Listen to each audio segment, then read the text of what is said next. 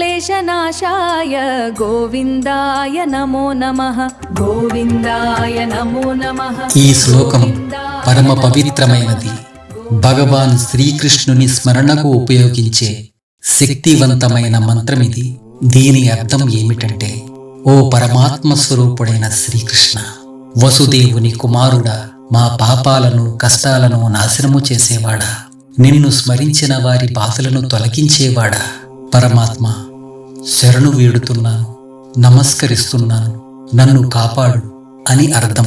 ఈ మంత్రాన్ని భక్తిగా జపించినా, భక్తి శ్రద్ధలతో విన్నా మనసు ప్రశాంతమవుతుంది, ఆందోళన తగ్గుతుంది. క్లేశనాశాయ అన్న మాటలోనే బాధలను తొలగించే శక్తి ఉంది. ఈ మంత్రం కష్టకాలంలో ధైర్యాన్ని ఇస్తుంది, కృష్ణ భగవానునితో ఆత్మీయమైన సంబంధం ఏర్పరుస్తుంది, భగవద్భక్తి లోతుగా పెరుగుతుంది, పాపాలు చెడు ఆలోచనలు తగ్గుతాయి, పాజిటివ్ వైబ్రేషన్ పెరుగుతుంది.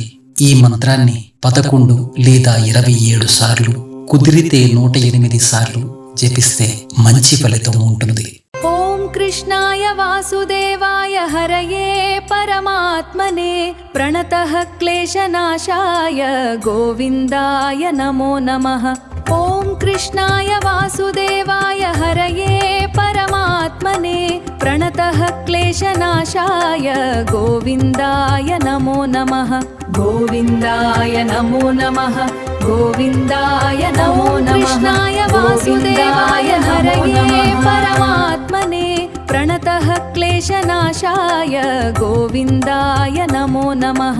ఓం కృష్ణాయ వాసుదేవాయ హరయే పరమాత్మనే ప్రణతః క్లేశనాశాయ గోవిందాయ నమో నమః గోవిందాయ నమో నమః గోవిందాయ నమో నమః. కృష్ణాయ వాసుదేవాయ హరయే పరమాత్మనే ప్రణతః క్లేశనాశాయ గోవిందాయ నమో నమః. ఓం కృష్ణాయ వాసుదేవాయ హరయే పరమాత్మనే ప్రణతః క్లేశనాశాయ గోవిందాయ నమో నమః గోవిందాయ నమో నమః గోవిందాయ నమో నమః. కృష్ణాయ వాసుదేవాయ హరయే పరమాత్మనే ప్రణతః క్లేశనాశాయ గోవిందాయ నమో నమః. ఓం కృష్ణాయ వాసుదేవాయ హరయే పరమాత్మనే ప్రణతః క్లేశనాశాయ గోవిందాయ నమో నమః గోవిందాయ నమో నమః గోవిందాయ నమో నమః. కృష్ణాయ వాసుదేవాయ హరయే పరమాత్మనే ప్రణతః క్లేశనాశాయ గోవిందాయ నమో నమః.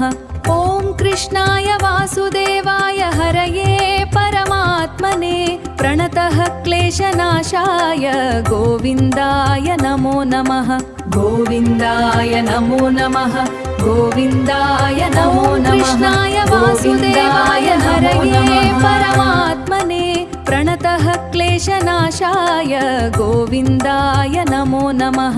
ఓం కృష్ణాయ వాసుదేవాయ హరయే పరమాత్మనే ప్రణతః క్లేశనాశాయ గోవిందాయ నమో నమః గోవిందాయ నమో నమః గోవిందాయ నమో నమః. కృష్ణాయ వాసుదేవాయ హరయే పరమాత్మనే ప్రణతః క్లేశనాశాయ గోవిందాయ నమో నమః.